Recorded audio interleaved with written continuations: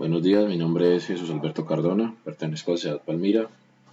Me encuentro cursando Tecnología en Producción Agrícola. En esta ocasión vamos a realizar una actividad de microbiología y a explicar sus contribuciones en la agricultura sostenible.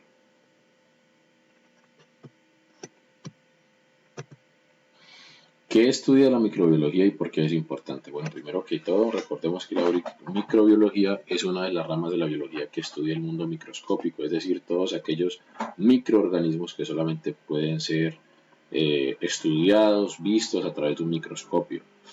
Por otra parte, aunque la microbiología goza de reconocimiento mundial, recordemos que constantemente se hacen nuevos descubrimientos. Otra parte fundamental es que aunque siempre que se habla de microbiología la gente lo relaciona con patógenos y aspectos negativos, hay que aclarar que existen bacterias que son muy benéficas para el cuerpo y para el mismo medio ambiente. Recordemos la importancia de lo que es la fijación del nitrógeno atmosférico, lo que facilita la vida de los organismos vegetales, así como también el ciclo del carbono, lo que estimula o fomenta la reincorporación de materia orgánica en el suelo. ¿Cuál es la principal diferencia entre los organismos procariotas y eucariotas? Bueno, aunque todas las células poseen componentes similares, podemos hacer una clara diferencia entre procariotas y eucariotas. Comencemos porque la parte etimológica de la palabra eucariota se refiere a núcleo definido.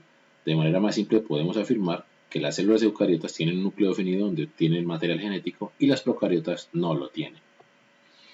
Este es como el cuadro comparativo en donde vamos a encontrar qué microorganismos comprenden las eucariotas, en el caso de hongos, algas, protozoos, y cuáles son los organismos que comprenden las procariotas, que son las bacterias y las arqueas. Propiedades de las células microbianas. Está el metabolismo, que es prácticamente la asimilación de los nutrientes. Obviamente, luego se produce una secreción, lo que son los desechos. El crecimiento, otra de las propiedades de las células microbianas. Tras haber asimilado el material, tras haberse nutrido, esto se convierte en la base para dar origen a nuevas células. La evolución, partiendo de una célula primaria se desarrollan otras especies distintas. Diferenciación. La diferenciación es el cambio de un tipo celular a otro más avanzado. En este caso, podemos decir que aunque no todas existen células que pueden formarse por esporas. La comunicación es la interconexión que hay a través de mensajeros químicos. El intercambio genético es la translocación entre una célula que da y la otra que recibe el material genético. La motilidad es la autopropulsión o la capacidad que tiene la célula de moverse por sí misma. ¿Qué factores controlan la abundancia y diversidad de las poblaciones microbianas? Bueno, creo que esto es una cuestión general. La mayoría de las poblaciones microbianas, o todas mejor dicho, están sujetas a factores como la interacción con otras comunidades y la temperatura, el pH, la acidez, el oxígeno. Entonces, podríamos explicar que la interacción entre ellas puede ayudarlas a progresar o por el contrario exterminarlas, ya que tras asimilar los nutrientes y excretar esos desechos, esto puede ser o un alimento para otra comunidad o puede ser venenoso, puede ser nocivo. ¿Cómo se clasifican los microorganismos de acuerdo a sus hábitats? Bueno, aunque hay gran variedad de hábitats, en este caso microhábitat, porque estamos hablando de organismos muy pequeños, hay que resaltar que hay organismos que viven tanto en aguas residuales, superficies del suelo o hasta el interior de otros seres. Obviamente estos organismos están sujetos a lo que habíamos dicho anteriormente, condiciones de temperatura, condiciones de acidez, de presencia de oxígeno, pero tenemos que reconocer que hay microorganismos como las bacterias que reciben el nombre de extremófilos, ya que pueden encontrarse en lugares muy inimaginables o inhóspitos como la lava volcánica o el mismísimo hielo que cubre los lagos. ¿Cómo se clasifican los microorganismos de acuerdo a su forma y agrupación? Bueno, básicamente los microorganismos pueden clasificarse en cuatro grandes grupos: bacterias, virus, hongos y parásitos. Estos a su vez, de acuerdo a su forma, pueden subdividirse, teniendo así las bacterias que tienen forma larga o de cilindro se llaman bacilos, a los que tienen forma redondeada se les llama cocos. En el caso de los virus, si el virus tiene forma de esfera, se le llamará icosaédrico. También pueden tener forma de cilindro o helicoidal como las bacterias. Existen algunos tipos de virus que tienen una forma en donde se reconoce cabeza y cola. Estos se llaman citopáticos si dañan la célula que infectaron o la matan, y no citopáticos si no lo hacen. Los hongos, por su parte, se dividen en levaduras y hongos conífas. Los parásitos, estos se clasifican en protozoos y helmintos. La diferencia es su forma de reproducción. Mientras que los protozoos se reproducen de forma intra y extracelular, los helmintos lo hacen por reproducción sexual. ¿Dónde se encuentran los microorganismos en la Tierra? Bueno, tengamos en cuenta que el suelo es un medio apto y diverso para la producción agrícola, pero también para el hábitat de cantidades de microorganismos que van desde bacterias, hongos, virus y cualquier otra cantidad.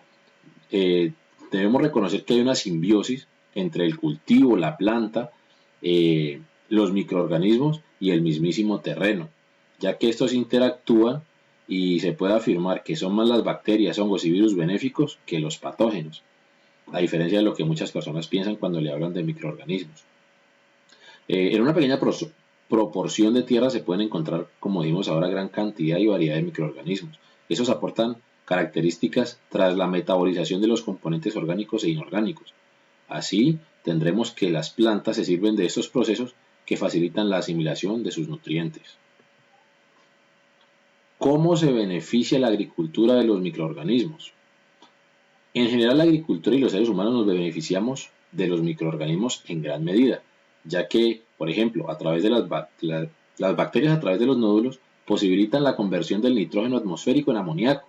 Esto ayuda al crecimiento de las plantas. Otro aspecto importante es la fijación de nitrógeno, ya que se ahorra en costosos abonos y se evita también que haya contaminación por los excesos. Hay que aclarar que los microorganismos también pueden influir de manera negativa en la agricultura o incluso en la humanidad. Es el caso de las enfermedades como la Escherichia coli, que han llegado al ser humano tras consumir animales o plantas que ya poseían dichos patógenos y pueden deteriorar la vida o incluso cobrar la vida de muchas personas. ¿Por qué es importante la bioremediación microbiana en el suelo? Bueno, recordemos que la bioremediación es básicamente la transformación biológica de contaminantes por parte de microorganismos, plantas o enzimas en diversos ambientes, puede ser el agua o el suelo. Primero quería definir la bioremediación y ahora decir por qué es importante. Es un proceso que permite erradicar la polución. Son microorganismos que consumen contaminantes, ya sean disolventes, plaguicidas o cualquier agente tóxico que pueda dañar el medio ambiente. Se gestiona tras erradicarlos, trabajan en la degradación de dicho contaminante y gracias a ese proceso nos permite minimizar los desechos peligrosos en el ambiente y se pueden utilizar para limpiar terrenos o aguas que requieran esta labor. ¿Qué estrategia de bioremediación le llama la atención y por qué?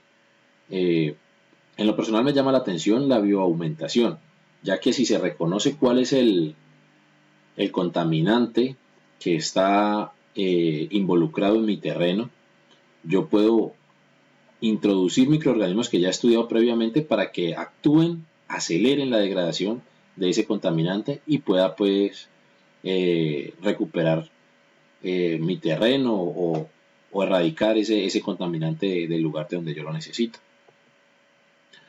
Aquí nos hablan de seleccionar un microorganismo de la tabla para asociarlo a un problema del suelo de la región. Bueno, mi lugar de residencia es Palmira Valle. Acá en el Valle del Cauca estoy muy familiarizado con la maquinaria agrícola y con la maquinaria que se encarga de todo el proceso de la cosecha de caña de azúcar. Es por eso que también he podido evidenciar los derrames de combustible, petróleo, incluso aceites y sus derivados en los terrenos en donde se realizan estas labores. Entonces, reconocer algunos microorganismos como Acinobacter, Agrobacterium, alcalígenes, aeromonas, que pueden contribuir a través de sus procesos metabólicos a la reducción o degradación del petróleo. Tenemos que aclarar o tener en cuenta que a veces estas bacterias forman consorcios o alianzas en donde estos microorganismos de distintos géneros o especies pueden interferir de manera individual o asociada para degradar una fracción o el contaminante por completo. Entonces, es una buena idea reconocer esta funcionalidad de ellos. Estas serían pues las referencias bibliográficas teniendo en cuenta lo que nos indicó la tutora inicialmente y otras fuentes que se consultaron y la evidencia de la fidelidad del documento pues con el recurso Turnitin que también fue sugerido por la tutora. No siendo más, les agradezco mucho por la atención y nos veremos en otra ocasión. Feliz día.